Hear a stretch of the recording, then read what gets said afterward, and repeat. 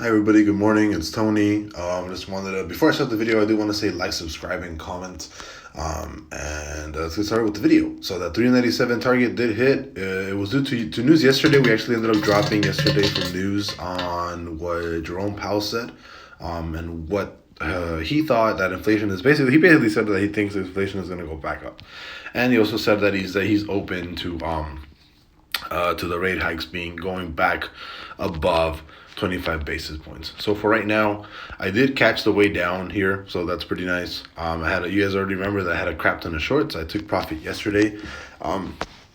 And right now, it does look likely, the range for today does look like we might actually drop to fill this gap at 396 and possibly go back to this trend here, which started back on, I think it was, when did this trend start? So the low here was on around October of last year, and I think we might actually break this today. We might actually break this.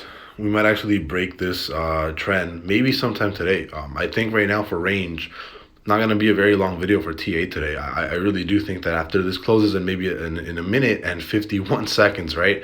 So this is one of the first times that something big is actually closing while I'm like making a video. Usually it's like within an hour or two that I say, but this hour trigger is actually going to be closing in a minute and 38 seconds. So I do think that for today, our range is actually all the way down at 395 and 396 for this gap to fill. So I do think that we can see this huge range drop right here. And I think there's also news today, like jobs news, I think at 5:30, which is basically confirmation that a 50 basis point hike is coming if the jobs comes in hot,